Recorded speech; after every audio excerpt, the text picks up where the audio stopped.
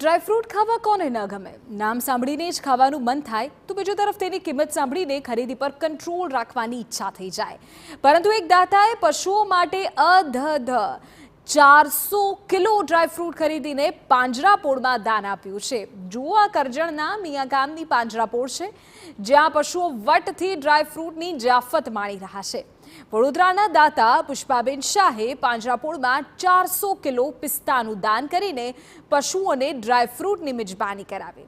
ડ્રાયફ્રૂટની પાર્ટીનો આનંદ માણતા પશુઓ હોંશે હોંશે ખાઈ પણ રહ્યા છે, જાણે કોઈ ડાઇનિંગ ટેબલ પર લિજ્જતદાર વાનગી પીરસાય હોય અને શિસ્તબદ્ધ રીતે લોકો ભોજન કરતા હોય તેમ આ પશુઓ પણ પિસ્તાની પાર્ટી કરી રહ્યા છે.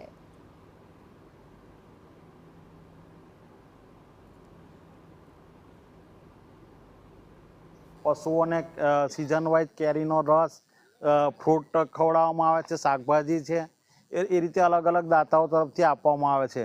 આજરોજ પુષ્પાબેન ભગવાનદાસ શાહ વડોદરાના તરફથી 400 કિલો પિસ્તા આપવામાં આવ્યા છે.